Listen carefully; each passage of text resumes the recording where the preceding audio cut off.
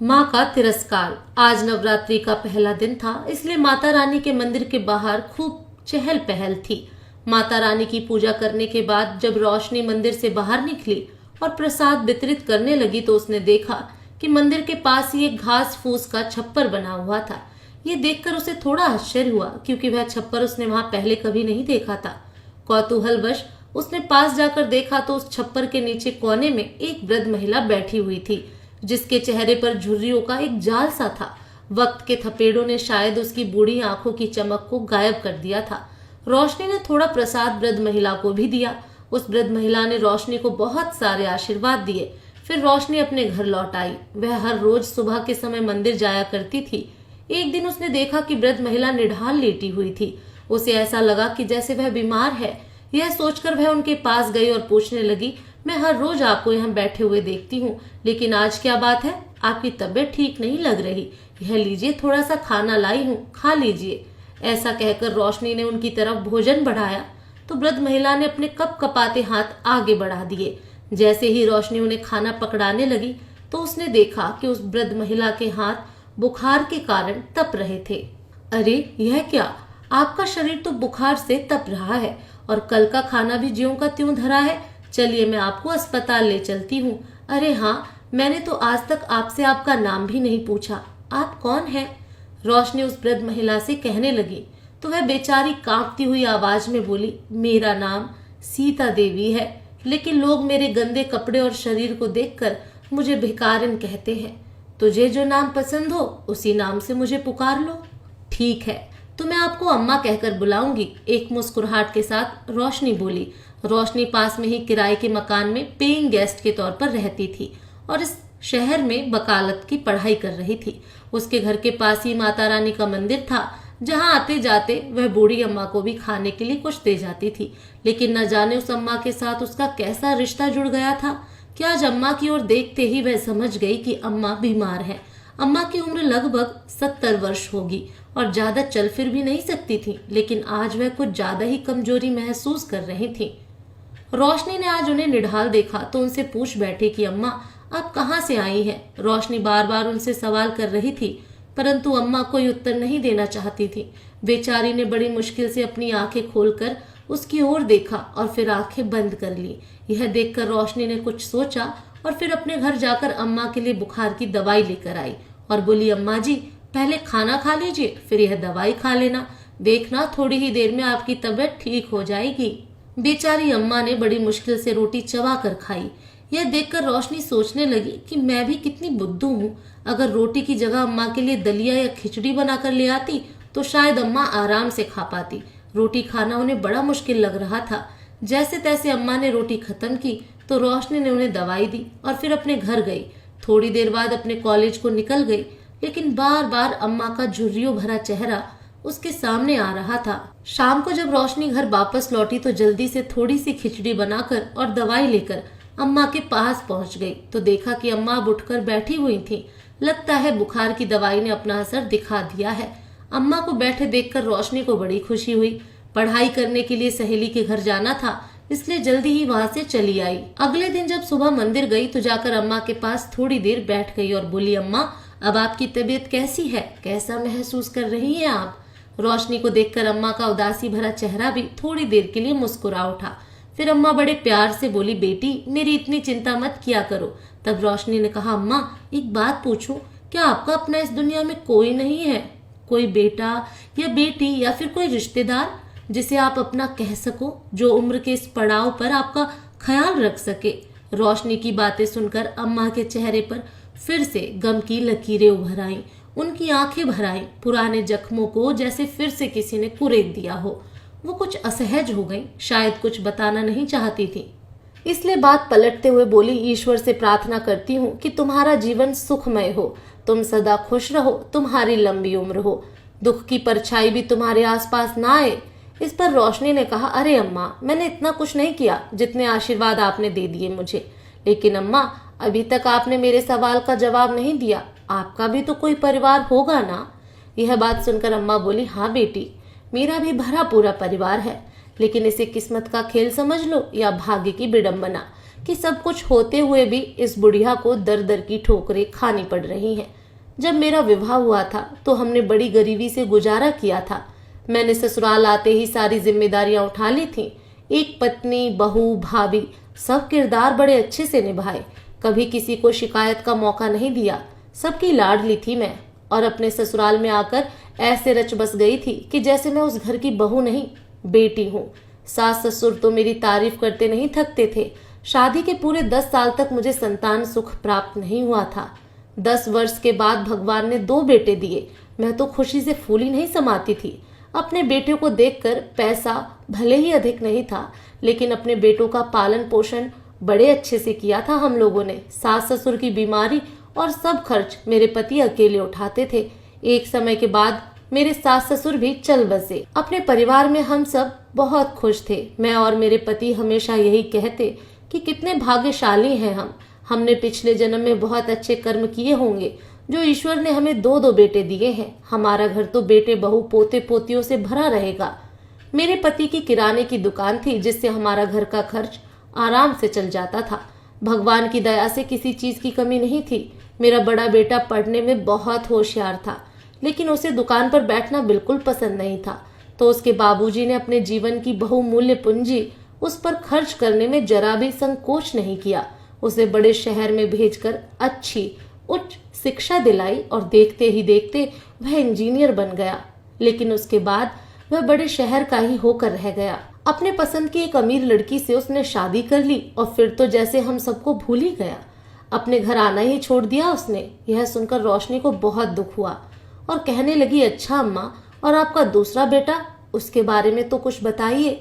फिर अम्मा ने कहा, दूसरा बेटा पढ़ने में इतना अच्छा नहीं था, लेकिन रंग रूप में सुंदर था। जब उसके बाबूजी ने उसे अपनी दुकान पर बैठने को कहा तो उसने हमारी एक न सुनी, उल्टा हमें ही 10 बातें सुना दी कि आप लोग तो चाहते हैं कि मैं जीवन भर आप लोगों की सेवा ही करता रहूं। बड़े भैया को तो आपने इतनी ऊंचाइयों पर पहुंचा दिया और मुझे इस छोटे से कस्बे में रहने को कह रहे हैं। इतना कहकर मेरा छोटा बेटा भी दूसरे शहर में जाकर नौकरी करने लगा और धीरे धीरे उसने भी आना जाना कम कर दिया। हम लोगों ने उसके लिए अपनी पसंद की लड़की देखनी चाही तो उसने साफ इनकार कर दिया और अपने पसंद की एक मॉडर्न लड़की से कोर्ट में जाकर कोर्ट मैरिज कर ली। हमें तो उसने केवल खबर पहुंचा दी कि उसने शादी कर ली है। पर्व त्योहार पर भी जब उसे बुलाते थे तो आता नहीं था। एक रोज पड़ोसी का बेटा, जो मेरे छोटे बेटे का मित्र हुआ करता था, उसने आकर बताया कि आपका छोटा बेटा तो मुंबई में मॉडलिंग करके खूब कमाई कर रहा है। मुझे उसने अपनी फोटो भेजी थी। इतना कहकर अम्मा बोली, दुनिया में मेरे बेटों ने अच्छी पहचान बना ली, लेकिन जिसने दुनिया से उनकी पहचान करवाई उस माँ को तो उन्होंने दर दर की ठोकर खाने के लिए छोड़ दिया। बेटों की बेरुखी ने मुझे और मेरे पति को अंदर तक तोड़ कर रख दिया था। समय बीतने के साथ साथ वह शरीर से ज्यादा मन से बीमार रहने लगे थे। दिन रात अपने बेटों की याद में डूबे रहते थे, ना खाते थे ना पीते थे। धीरे धीरे उनकी ऐसी हालत हो गई कि उन्होंने दुकान पर जाना भी बंद कर दिया। बस अपने बेटों की तस्वीर को निहार निहार कर दिन रात रोते रहते थे। एक रोज मैंने अपने दोनों बेटों को फोन किया और कहा कि तुम्हारे बाबूजी की तबीयत बहुत खराब है और तुम्हें दिन रात याद करते रहते हैं। एक बार उनसे आकर मिल लोगे तो उन्हें थोड़ा सहारा हो जाएगा, उनके मन में जीने की आस जगेगी। इस पर बड़े बेटे ने रूखे स्वर में कहा, माँ आप भी कैसी बातें करती हैं? आपको मालूम नहीं कि मैं यहाँ पर कितना व्यस्त रहता हूँ? अगर मैं 2 दिन के लिए भी अपना काम छोड़ूंगा तो मालूम है मेरा कितना नुकसान हो जाएगा। अब बाबूजी से मिलने के लिए मैं अपना इतना नुकसान करवा बैठूं? मैं इतना भी बेवकूफ नहीं हूँ। और दूसरा बेटा बोला कि मेरे पास बिल्कुल भी वक्त नहीं है। मेरी पत्नी भी नौकरी पर जाती है तो मुझे घर और बच्चों के लिए समय निकालना पड़ता है। ऐसा कहकर छोटे बेटे ने भी पल्ला झाड़ लिया और फिर एक दिन ऐसा आया जिसकी मैंने कल्पना भी नहीं की थी। बेटों की याद में वह दुनिया छोड़कर चले गए और मुझ अभागन को इस क्रूर दुनिया में अकेला छोड़कर एक नए सफर पर निकल गए। भाग्य की विडंबना तो देखो, 2 बेटों के होते हुए भी अपने पिता की अर्थी को कंधा देने के लिए कोई नहीं आया। यह काम भी आसपास के लोगों ने किया। शायद उनके नसीब में यही लिखा था। जैसे जैसे उनकी चिता जल रही थी वैसे वैसे मेरा मन भी अंदर तक जल रहा था। मन ही मन यह सोचकर हैरान हो रही थी कि क्या इसी दिन के लिए भगवान ने मुझे 2 बेटे दिए थे? ऐसे बेटों का होना या ना होना तो एक जैसा ही है।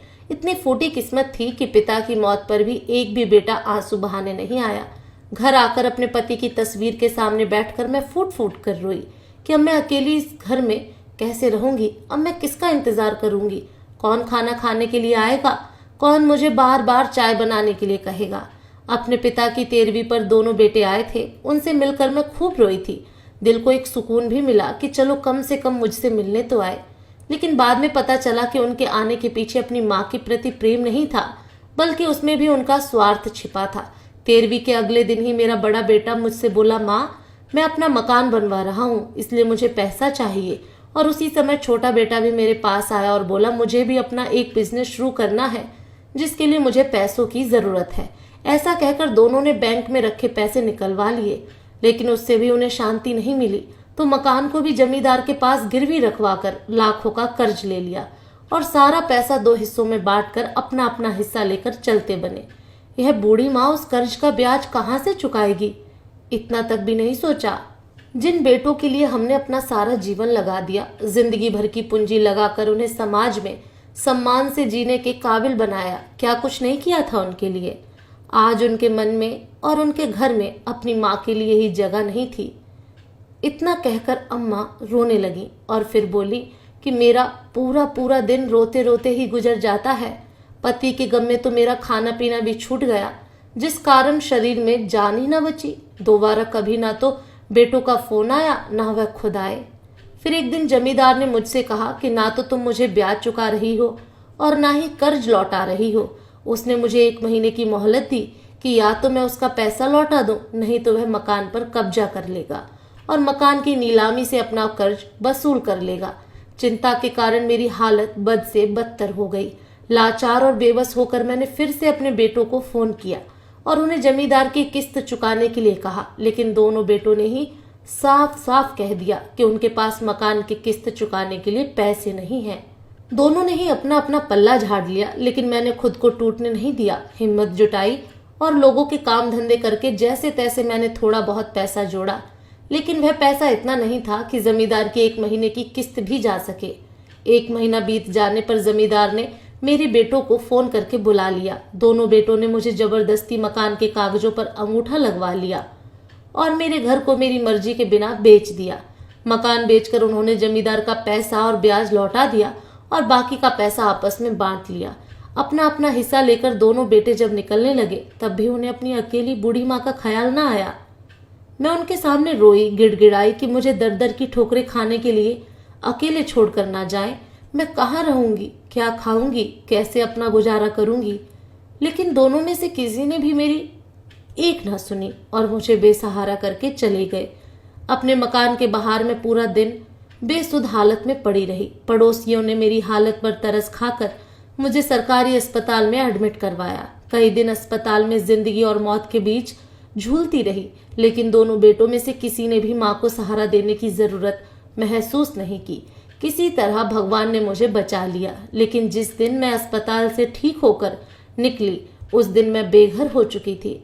एक पोटली में अपने पति की तस्वीर और कुछ कपड़े लेकर भटक रही थी। भटकते भटकते तुम्हारे शहर में आ गई। एक दिन जब थकी हारी मैं इस रास्ते से गुजर रही थी, तो मुझे मंदिर दिखाई दिया। मैंने देखा कि मंदिर के बाहर कुछ लोग खाना बांट रहे थे। मुझे बहुत भूख लगी थी, इसलिए मैं भी यहीं आकर बैठ गई। अम्मा की कहानी सुनते सुनते रोशनी की आंखें आंसुओं से भर आईं। वह बस टकटकी की लगाए अम्मा को देखती जा रही थी। तब अम्मा बोली, सुबह शाम लोग यहाँ पूजा करने के लिए आते हैं तो मुझे कुछ दे जाते हैं। एक तरफ तो मेरे निर्दयी बच्चे हैं जिन्होंने अपनी माँ को बेसहारा कर दिया, तो दूसरी ओर तुम जैसे लोग हैं जो दूसरों के दर्द में भी शामिल हो जाते हैं। तभी रोशनी बोली, अम्मा नवरात्रि के दिनों में भी सभी लोग मंदिर में माता की पूजा करने के लिए आते हैं, लेकिन घर बैठे अपने माता पिता को पानी तक नहीं पूछते। अगर घर बैठे माँ का ही ख्याल रख लें, उनकी इज्जत करें, तो मंदिर में बैठी माँ तो वैसे ही खुश हो जाएगी। जिस समय अम्मा अपने जीवन की सारी कहानी रोशनी को बता रही थी, तो रोशनी अपने फोन से उनका वीडियो बना रही थी। अम्मा की बातें सुनकर रोशनी ने कुछ सोचा। जब रोशनी अपने घर पहुंची, तभी उसके माता पिता का फोन आया। रोशनी ने उन्हें तुरंत उससे मिलने आने के लिए बुलाया।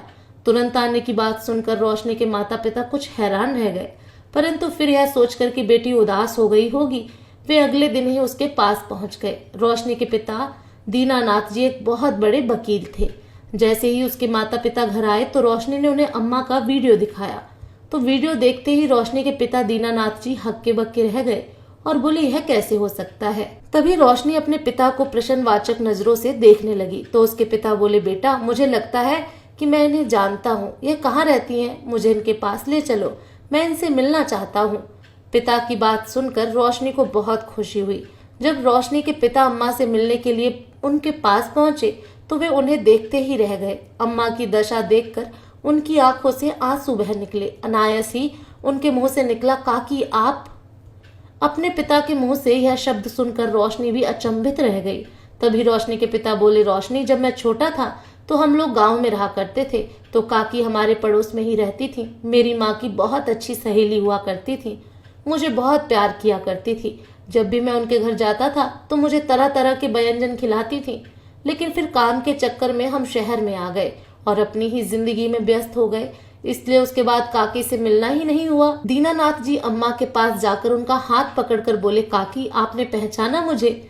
याद है आपको बचपन में मैं आपको कितना तंग किया करता था। आपके घर आकर आपकी मिट्टी की हांडियां फोड़ देता था तो आप मेरे पीछे दौड़ती थी और कहती थी कि तेरी माँ से शिकायत करूंगी, लेकिन कभी शिकायत नहीं करती थी। दीनानाथ जी के इतना कहने पर अम्मा काफी देर उन्हें देखती रही और फिर बोली तू दीनू है ना, राधा का बेटा? ऐसा कहते हुए अम्मा ने दीनानाथ जी के चेहरे को अपने हाथ में लेकर उनका माथा चूमा तो उनकी भी आंखें भर आईं। अम्मा के मना करने के बावजूद भी दीनानाथ जी उसी समय उन्हें घर लेकर आए और उन्होंने उनकी अपनी माँ की तरह सेवा की, उनके खाने पीने का ख्याल रखा। कुछ दिनों में अम्मा की तबीयत बिल्कुल ठीक हो गई। एक दिन रोशनी अम्मा के पास आई और कुछ कागज दिखाते हुए बोली अम्मा मुझे लगता है अब आपको चुप नहीं बैठना चाहिए, आपको अपने बेटों के खिलाफ कार्रवाई करनी चाहिए। तब अम्मा बोली नहीं बिटिया, मैं अपने बच्चों के खिलाफ कैसे कोई कार्रवाई कर सकती हूँ। तभी पीछे से दीनानाथ जी बोले काकी यह लड़ाई पैसों की नहीं बल्कि एक माँ के आत्मसम्मान की है। मैंने देखा है कि आपने कितना त्याग करके अपने बच्चों को पढ़ा लिखा कर इस काबिल बनाया कि आज उनके पास किसी चीज की कमी नहीं है। फिर भी वह अपने बीमार पिता को वक्त नहीं दे पाए, अपनी बूढ़ी माँ को अपने पास नहीं रख पाए। लानत है ऐसे बच्चों पर। आपको देखकर दूसरे लोगों को भी प्रेरणा मिलेगी कि अपने जन्मदाताओं को इस तरह बेसहारा कर देना बिल्कुल गलत है।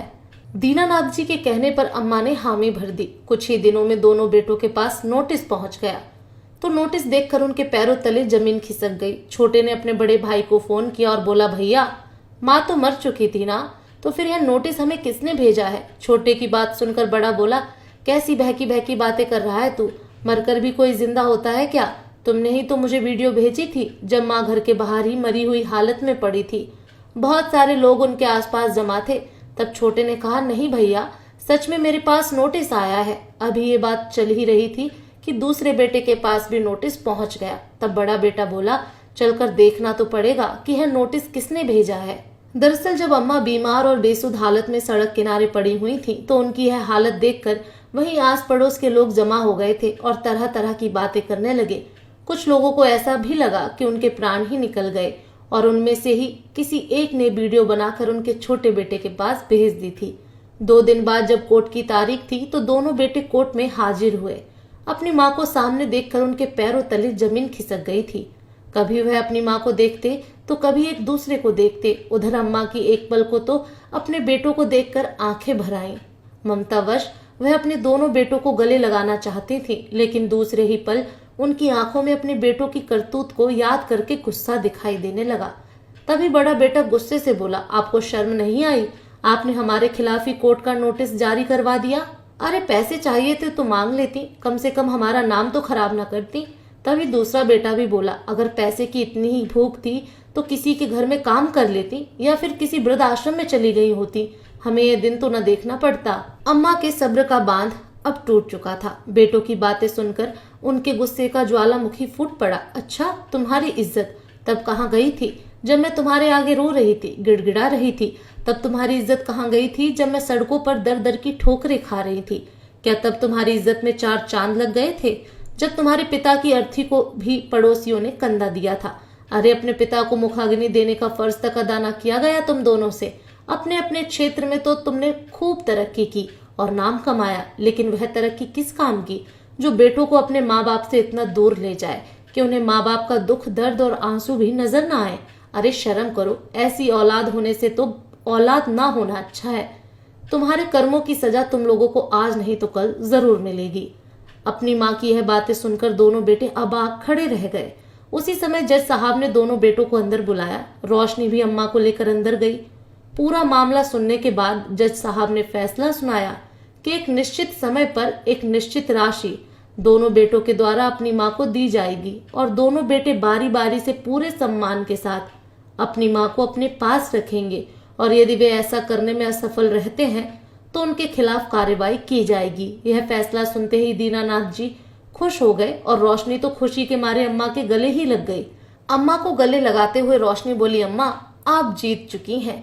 अब से आपको वह सब मिलेगा जिसकी आप हकदार हैं। आपको हर महीने आपके बेटे पैसे देंगे और पूरे सम्मान के साथ अपने पास रखेंगे। लेकिन आप चिंता मत करो, मैं समय समय पर आपसे मिलने आती रहूंगी। सब कुछ ठीक हो जाएगा। रोशनी यह सारी बातें कहती जा रही थी, लेकिन उसी समय रोशनी ने महसूस किया कि अम्मा के शरीर में जान ही नहीं थी।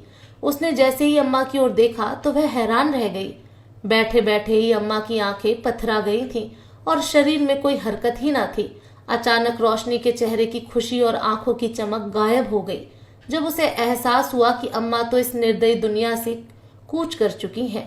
केस तो अम्मा जीत चुकी थीं, लेकिन अपने बेटों के घर जाने से पहले ही उन्होंने अपने प्राण त्याग दिए। उनके बेटों को तो लगा कि माँ ने कोर्ट में घसीट कर हमसे बदला ले लिया, लेकिन उस माँ के ऊपर क्या बीती होगी यह वह नहीं जानते थे। शायद अम्मा अपने बच्चों की एक झलक पाने के लिए ही जिंदा थी, जो अपने अंतिम समय में बस अपने बच्चों को देखना चाहती थी। उन्होंने कभी नहीं सोचा होगा कि उन्हें ऐसा दिन भी देखना पड़ेगा और अपने बच्चों पर ही केस करना पड़ेगा। अपने बेटों का व्यवहार वह सहन नहीं कर पाई और अंत में इस निर्दयी दुनिया को छोड़कर चली गई। यह बात जब उनके बेटों को पता चली तो वह दौड़े दौड़े उनके पास आए और अपनी माँ को पुकारते हुए आंसू बहाने लगे। एकटक अपनी माँ को देखते जा रहे थे, लेकिन जैसे ही उन्होंने अपनी माँ को छूना चाहा तो रोशनी ने उन्हें रोक दिया और चिल्लाकर बोली, मैं तुम जैसे निर्दयी और पापी लोगों को अपनी अम्मा को छूने तक नहीं दूंगी। तुम लोग इस लायक ही नहीं हो कि इस देवी का अंतिम संस्कार कर सको। अम्मा के पार्थिव शरीर को रोशनी और उसके पिता अपने घर लेकर गए। अम्मा की मृत्यु पर रोशनी बहुत रोई और रोशनी के पिता ने उनका अंतिम संस्कार किया। आज लोग खुद में इतने व्यस्त हैं कि अपने बुजुर्ग माता पिता के साथ गलत व्यवहार करते हैं। वे ये नहीं जानते कि उन्हें भी इस उम्र का सामना करना पड़ेगा। जिन माँ बाप ने हमें जन्म दिया, हमारे लिए जाने कितना कुछ किया, खुद भूखे रहे पर हमें खिलाया, हमारी रक्षा के लिए न जाने कितने जप तप किए। आज वही माँ बाप हमारे कारण दुखी हैं, परेशान हैं। यह सबसे बड़ा पाप है। हम अपने जीवन में कितने भी धर्म कर्म करें, पर यदि अपने माता पिता की अवहेलना कर रहे हैं तो हमारे सारे धर्म कर्म व्यर्थ हैं। दोस्तों, आपको ये कहानी कैसी लगी कमेंट करके जरूर बताएं। फिर मिलूंगी एक नई कहानी के साथ। भुला के नींद अपनी सुलाया हमको, गिरा के आंसू अपने हंसाया हमको। दर्द कभी न देना उन हस्तियों को, खुदा ने माँ बाप बनाया जिनको।